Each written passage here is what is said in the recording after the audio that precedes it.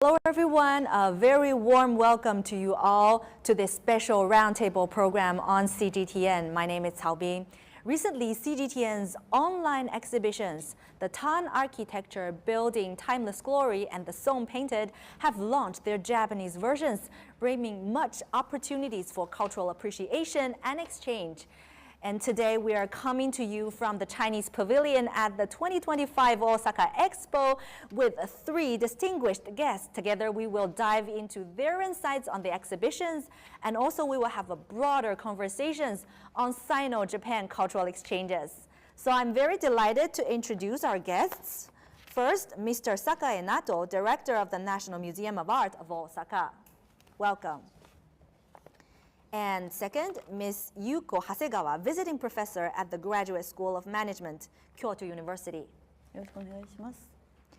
And we also have Mr. Wang Yiwu, Chinese architect based in Japan. So I will use Have you Japanese in the ever following parts. seen any online demonstrations? And if you have seen any, please tell us and share with us what impresses you most. So I like to start first. So actually, what impresses me most is the Eastern Pavilion of the Foguang Temple. And the first impression is that it is very similar to the Tang Temple in Nara. I have seen it through the photos, but through the images and the videos, the information, I can understand it, are only limited. So the most direct feeling from my side is that the two temples are just like brothers.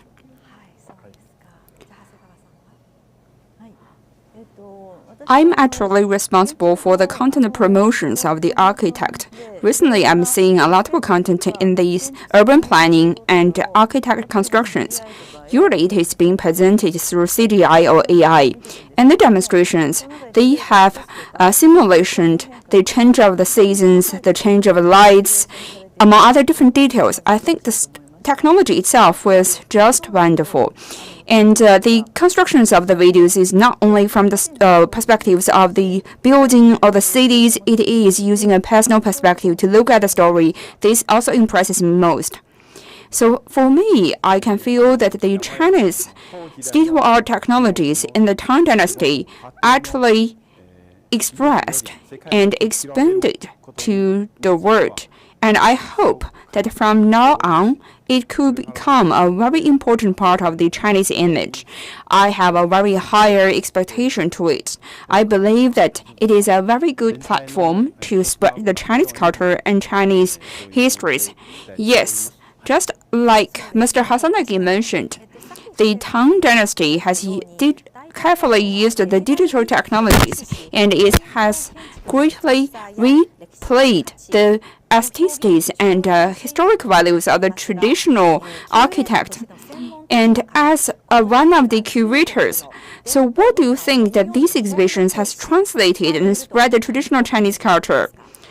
Yes, actually for the translations, it has multiple layers of the meanings. We are in an age where the information has grown very rapidly. We could use artificial intelligence to analyzing all kinds of the historic phenomena that we can never get in touch before and put it into the visualizations. The technology itself has been achieved. That is to say, the visualizations of the data has become very important. It is using the characteristics or tables to demonstrate it. And right now, we are more pro the visual versions or through the vertical versions, demonstrating it in a 360-degree centigrade. Through sharing this kind of realities, we can transpose where we are and actually understand the site. This kind of reality becomes more and more important. Even if someone has never been to China, who has not understanding the Chinese history, they can also understand the realities through the personal histories and understand the Chinese histories. We are trying to relive these kind of realities by telling the stories and using all kinds of technologies, combining the stories and the realities in order to let more and more people feel the closeness of the histories. I think that as a curators, connecting with the current times is a very successful impressions. I think that we are going to use the technologies to combine the historic facts among other different historical background. Even if you cannot be there, you cannot see what is happening on the sites. This kind of experiences is going to be expressed. Yes, that is to say, using the digital technologies is also a very important, effective ways to feel the history. Yes, and reliving the history is very different from what we have previously, no matter for the immersive experiences or the precise data retribution method. All kinds of the expressions has been lifted to upper higher levels. Actually, we have also do a good job in sharing of the clarities. I think that this is also very inspiring. So this is also one part of the protections of the traditional Chinese cultures. So the next goes to architect Wang, Mr. Wang. In all the different cultures, we have all kinds of the elements. For example, in the Chinese pavilion, this time we are using the bamboos to representing the traditional element of China. And also, as an architect, what kind of innovation should we have? What kind of thinking that should we have? And for the histories of the architect, different countries have different philosophies. For example, in Japan, around the 1975, they have started the modern architecture service. And in the 1980s, Japan has came up with a lot of textbooks, including the Contemporary Architect Review. So for China, in 1959, the Chinese architect started the first stage. And in 1984, the Chinese architect actually also published the relevant books to summarizing the architect histories.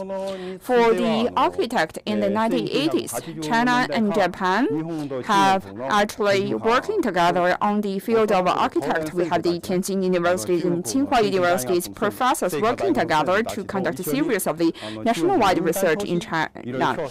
And they have researched on the Tianjin, Qingdao, and Shanghai. And let me give you an example of the city of Tianjin.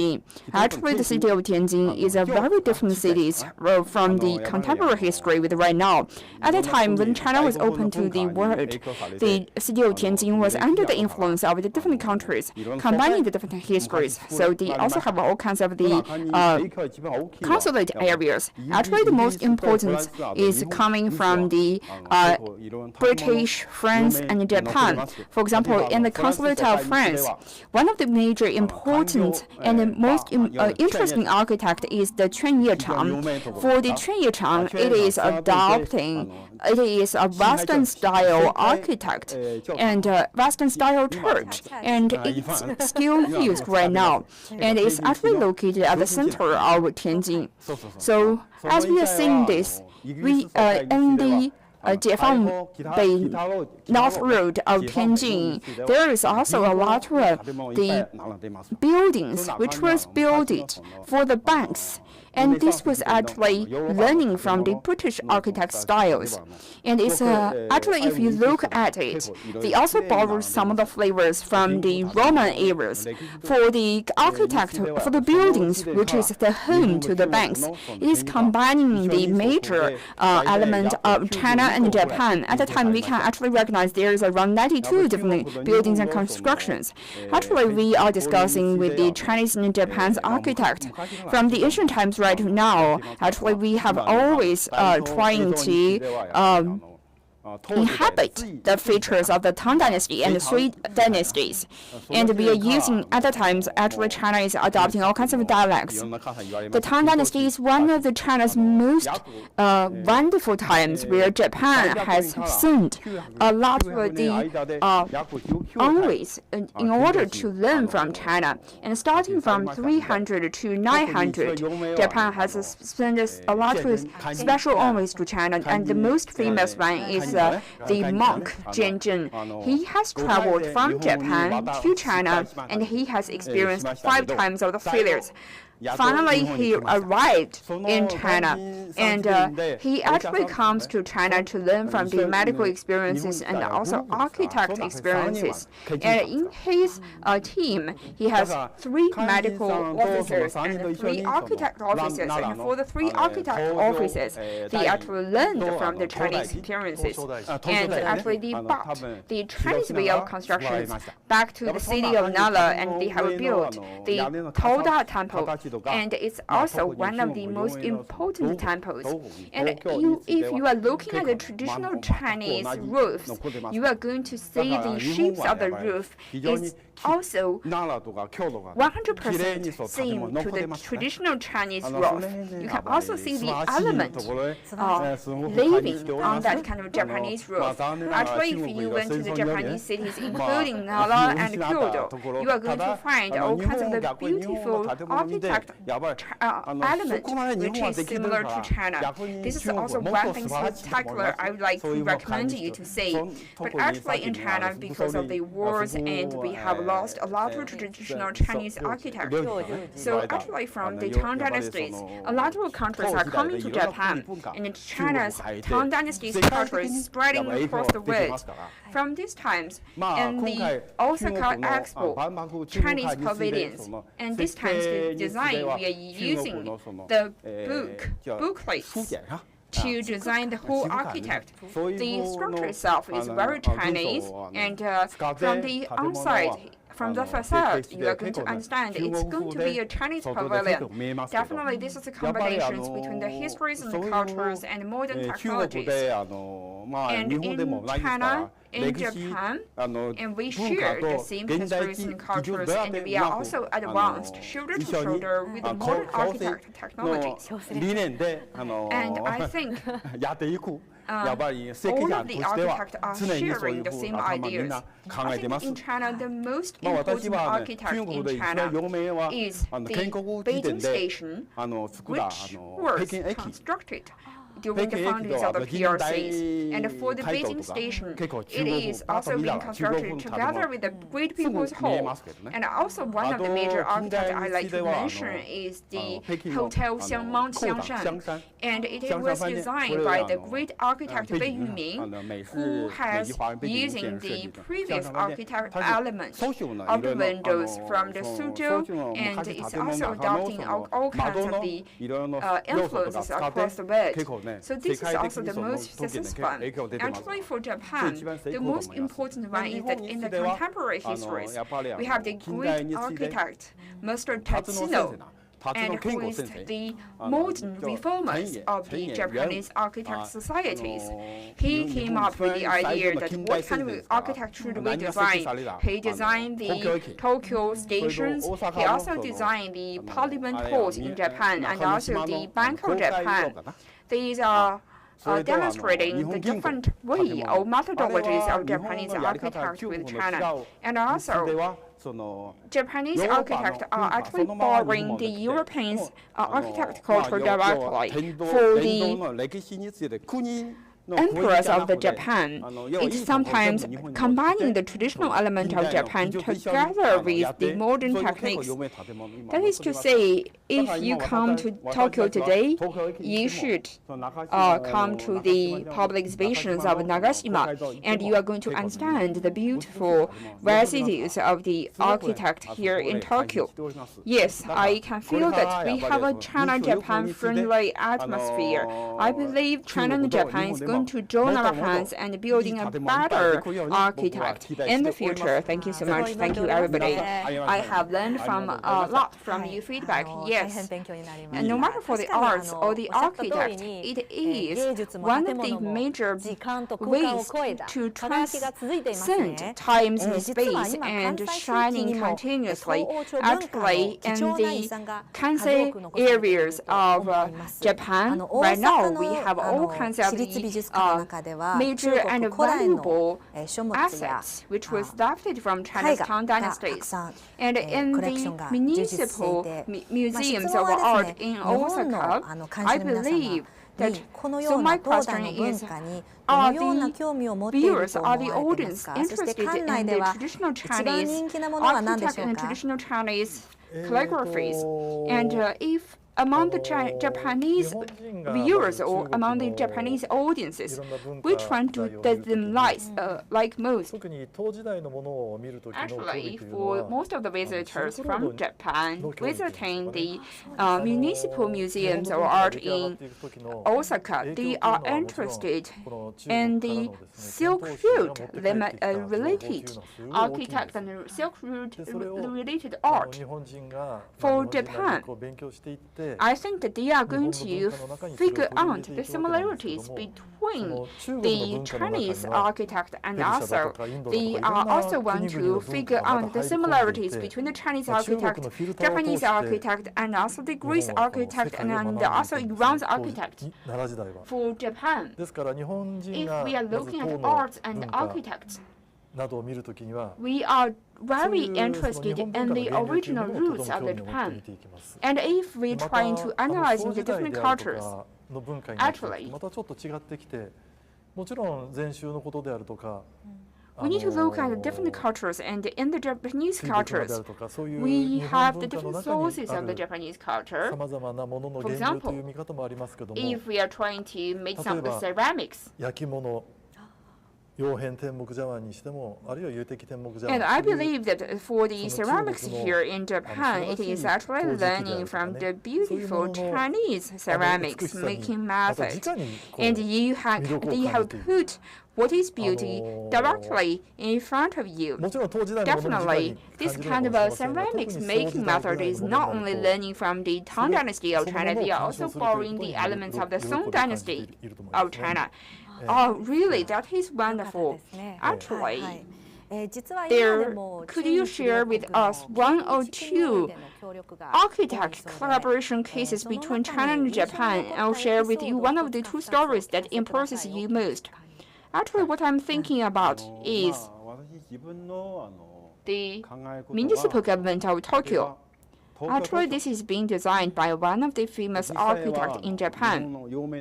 This is also one of the very important architects in Japan, and for the designs, it has borrowed the Notre Dame in France.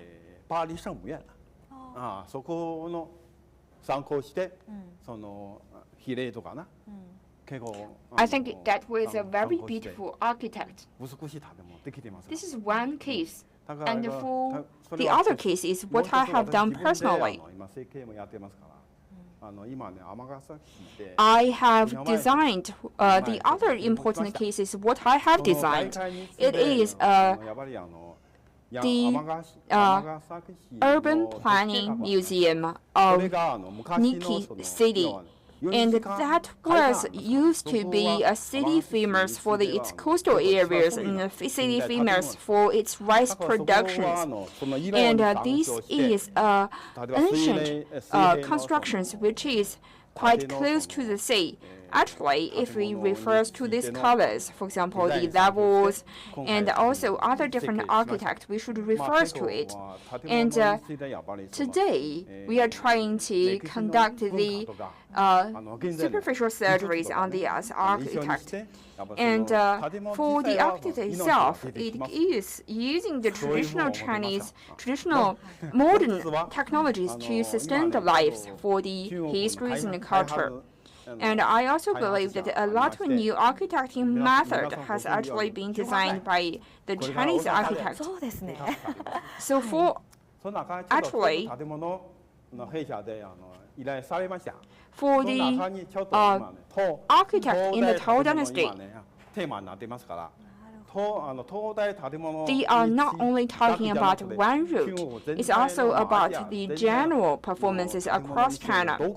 And this is actually the most important and central pieces of the architect. And we are trying to design the best here in China and adding to the most important element. And we are also going to see that for the different columns, it is borrowing the major Chinese element. It is not the Greek style column supporting the structure. Today, I'm actually seeing it. I'm also going to demonstrate one of the examples here.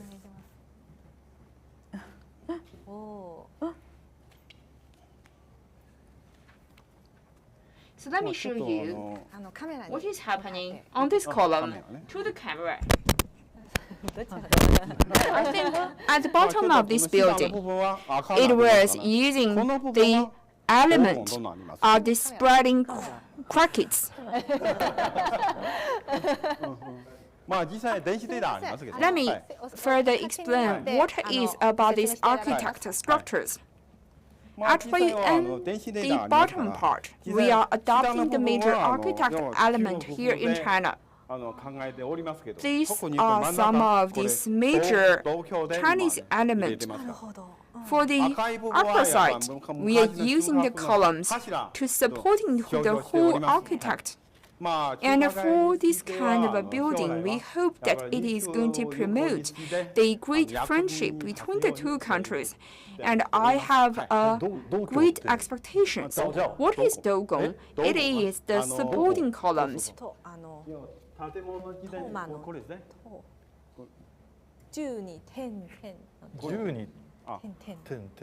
So it is the connecting part here in China, in the ancient Chinese architecture. I think that this is one of the major examples combining the traditional Chinese architect element. And one thing also very important is that it can also be used for the high level architect buildings. More and more young people start to show interest in the traditional Chinese culture. We have this question, that is to say, what kind of a method should we use to let young people actually accept and the traditional Chinese culture? Yes. The young people are living in a very informative societies. They have all kinds of this content, including the SF or historic content. And one of the major content, or one of the major way of writing the stories is that you can transpose to different ages of the ancient times. In the traditional Japanese cultures, for example, they can transverse to the age of the war times, or they can actually transverse to the ancient time of China, and develop the different kind of persons and also world views. I think that this is also a very important method to make you become another person and conducting the simulation experiment about yourself. And also one thing, just as the professors mentioned, the traditional things, traditional stuff or craftsmen can be inherited through technologies. But the most difficult part to inherit it is actually the craftsmanship. That is to say, less and less people are doing the manual works, are doing the handshapes. While we are talking about the traditions in a broad method, we need to think about the two sides.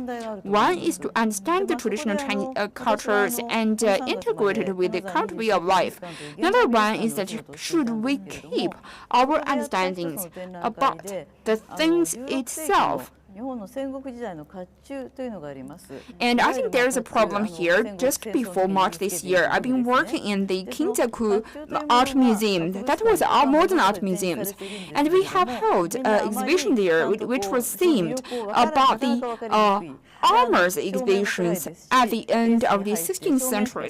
So what these kind of armors are protection equipment which was weared by the wartime soldiers.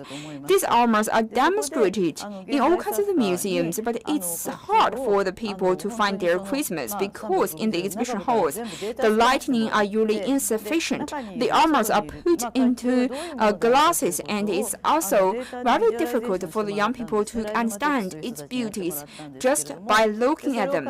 So that's the reason why we have entrusted a modern architect teams trying to scan the data upside down and using the visual method to demonstrate what kind of armors that you put it on yourself and how can you demonstrate it. We have invited one of the major teams, which is called Wizmath, to do these programs. They play the music in the exhibitions, and they have constructed some of the immersive architect experiences. And we also put the real armors in the demonstration cases, so the viewers can understand its details and beauties from 360 degrees centigrade, so that people can understand the splendidness of these armors. We also have designed a perfect background. And just as you know, these armors, they have made every single patterns, and also every single craftsmanship has been made on top of the consciences. So that's the reason why for each one of the exhibition armors, it takes around 20 million Japanese yen to make it. So when we are sharing this to the audience, we can let them to understand its values and its weights. And we can also, through these exhibitions, tell the young people's stories when they are at their 17th and 20s, how they are wearing these armors to walk into the war site. They are sharing the similar age with the young people who is looking at the exhibitions. They also believe the different patterns, and it's also demonstrating one of the major philosophies, which is also we have all kinds of the patterns written on these armors. And for example, the pattern rabbit is representing that you only move on, you never fight back. Through understanding these signals, through understanding the meanings, the young people started to understand this kind of culture. So if we are starting from this perspective and we are using the modern ideas as one of the major views to newly interpret and represent this kind of cultures, the young people can understand what is the armors. And so these kind of informative technologies and craftsmanship is playing a very important role. Another important case is that we are going to develop all kinds of the corporate product together while we are doing the product. We are using the 3D printers to make one of the product, and which is by 3D printing the armors patterns. The product was designed and manufactured in China, and we are using one of the major Japanese young designers to put it into actually a sports shoes. Yes, sports shoes, and it's also demonstrating the powers right now. So we have come up with these ideas. So the modern armors is actually the smart shoes. This is also one method we could think about. We are using the 3D printing to make it into something realities. So we are not only demonstrating the story of the past, we are also demonstrating the story of now by telling how could we use these kind of things or architect in the ancient times to let everybody understand the past and think about it in the past. And from the ancient times up until now, the roofs, the architect is going to be changed, and their way of using can also be changed. So that is to say, we can create some of the virtual images. For example, we have the Afrofuturism, the idea like that. We can also use the Asia futurisms and also the Japan futurisms. And this is also Chinese futurism.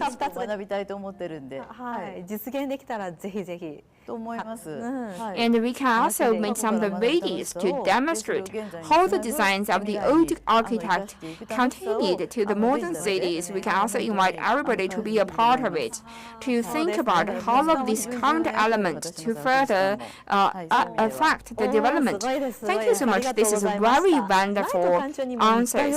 So the question I'm having now is very similar to the question I'm posing to the president.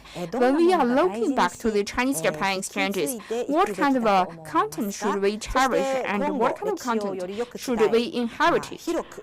And what kind of effort or measures should be taken in order to better inherit the histories and promote the wider range of the cultural dialogue? This is a very difficult question, actually, and from the Japanese side, we have still keep a lot of Chinese affected elements, especially in the Shoso temples of Nara. It keeps around 9,000 different valuable.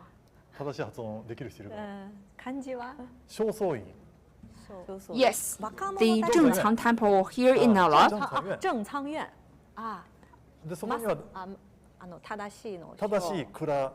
It still keeps around 9,000 pieces of the intangible assets, and among which there's 450 pieces accounting for 50%. The rest 95% is the Japanese people made after the influences of China.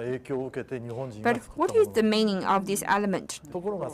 Does it include all kinds of elements? Actually, Japanese people come to China and they have selected the best part and they bring it back to Japan. They really want to back something that is inhabitable to China and something which is not being shown in Japan. So for these kind of things or content where Japan can also make, and for this kind of stuff that Japanese are not like, they are not going to bring it back. For example, the Japanese don't like the Taoism, so that's the reason why they didn't bring the Taoism back to Japan. But they like the Buddhism, so they bring the Buddhism to Japan. That is to say, Japan has observed the local culture selectively. This is very interesting. So, but how could we identify that among the 450 cases, which is made in China and which is made in Japan? But after you view more and more, I think by its nature, you are going to figure out the Chinese way of making things and the Japanese way of making things. Definitely, they're using different materials, they have different craftsmen, they also have different styles. For example, the stroke, our calligraphies. The Chinese people has Chinese way of using their brushes, while the Japanese people has the unique writing methods of the Japan. So in every time, we are also trying to bring some of the cultural elements. Sometimes, on the contrary, China is also bringing something back from Japan. For example, China has experienced a period of times where the government has given up the Buddhism 100%. So the Buddhism's architect, it disappeared in China. But sometimes later, proportions of the classics of the Buddhism was being brought back from Japan to China, promoting the renaissance of the Buddhism in China. The Chinese and the Japanese are seeing this kind of cultural exchanges and build a very thick exchange history. Although the upcoming content might not be related to the question, but since we mentioned about Master Ganjin, so he is also viewed one of the symbols for Chinese-Japanese examples. But personally, I would disagree with it. I think that Mr. Ganjin or Master Ganjin is not a symbol for the Chinese-Japanese exchanges. Why should I put it? Because Master Ganjin is invited by the Japanese to come to Japan and teach them.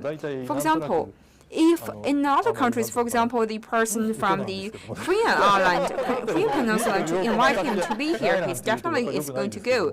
If the people from East Asia to invite him, he's definitely going to say yes. That is to say, he is willing to sacrifice himself as long as it's good for the Buddhisms.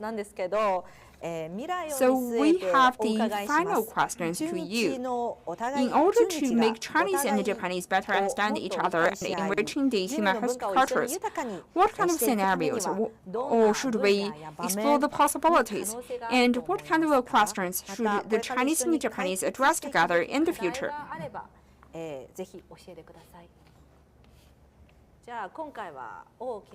So what I'm thinking about is that since the contemporary times, Japan has leapfrogged development, but currently Chinese development is also being breathtaking. We all know that Chinese technologies has achieved great results, especially in the architectural designs. It's already leading the world. I hope that in the future, it could be like the Tang Dynasties to make the Chinese guild cultures to enter into the world, and we are also looking for the Chinese and Japanese two countries to deepen our friendship and cooperation. We hope that in our generations and for the generations upcoming, our sons and grandsons, we are hoping that we could have a happier life in Asia and across the world. I have a higher expectation to it. Definitely, we need a lot of negotiations and dialogue in politics and in economies, but I believe the exchanges in the cultures and the civilizations can transpose these kind of standards and actually connecting people to people. ありがとうございました。じゃあ長谷川さんは？はい。I used to be the project managers for the Tokyo International Cultural Exhibitions. We have invited one of the Chinese architects to participate in these events, Master Liu Jiakun, and we are hoping to have all kinds of the free concurrence architect. She designed the Chinese local architect. She built a grand architect not only used for the education purposes. She also integrated the environment, public space, and residential activities. The building itself is so vast, the volume is so vast, it's hard for you to imagine a complete city. It is a very inclusive and forward-looking architectural designs. I think this kind of thinking towards the skill to the environment and how the society will be connected with each other is a very important part for the Chinese architects to learn and to exchange. So there is a vast possibilities and deep meanings for the Chinese and the Japanese to have the exchanges in the architect field. A lot of Japanese architects right now has been traveling to China to learn the designing work. So I think through the exchanges in the cultures, in the aesthetics, and also the interpretations of the society and the nature, we can promote each others to move forward. At the same time, we also have all kinds of these projects, including the immerses or the U-Basin architect activities. I've been participating in a lot of island-dominated projects. Right now, a lot of Chinese Chinese students are also coming to learn. They are going to say to me that I also want to create the beautiful art museums in my village or in my natural scenarios. I want to invite the architect to be a part of the creations. I want to build a cultural spaces which is good for people to gather and people to dialogue.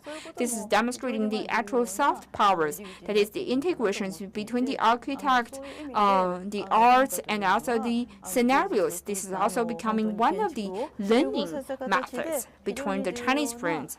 And I believe this kind of a cultural project is becoming one of the major connecting parts. Thank you so much. Just as Madam Hasegawa has mentioned, the locations of the museums, the locations of the art museums, and is very important. I'm also glad to hear that. Definitely, there's a lot of misunderstanding in the political societies between China and Japan. But when the Japanese come to these beautiful museums or the art museums and seeing the demonstrated Chinese assets, they are also going to be deeply moved by its beauty. And all that is to say, when the young panda has returned back to China, but people still are very fond of pandas. It's just like when you are working into the museums or the zoos, you can see all kinds of the exhibitions, and you are going to be fond of affections. I think this is something totally different with the politics. To the Chinese, this is also very different.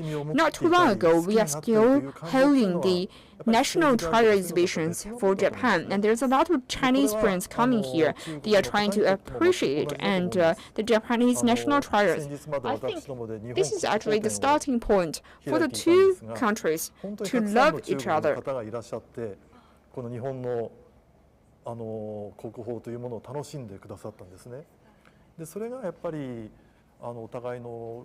So I think the powers brought by the culture are enormous. And I also want to see one last point. I think everybody was just like me. We are learning the English from when I was a student. But I could not speak any English. But when I was 38, I was sent to China because of my work. And to my surprise, only after 3 months, I speak a very fluent Chinese. This is not because of my personal language learning abilities. It's because the Chinese and Japanese are quite similar to each other. For example, somebody saying that So this is a very big person in Chinese, and the sentence is 100% similar in Japanese. This is a very big person. So as long as there is an opportunity for us, I can speak the Chinese very easily. So this actually opens up a window for me. I think that we have a lot of similarities in our culture. That's the reason why we need to figure out all kinds of these similarities. Thank you so much. I also feel the same when I was learning Japanese. Today I'm really happy and grateful to learn from you valuable suggestions. I learned a lot and I have a lot of takeaways. From you, thinkings and experiences, I can feel deeply the cultural exchanges, traditional inhabitants, and future development between China and Japan. I hope the ties between the two countries could be deepened further, and we could build a new cultural bridges. From the bottom of my heart, I thank you all for coming here today. ありがとうございました。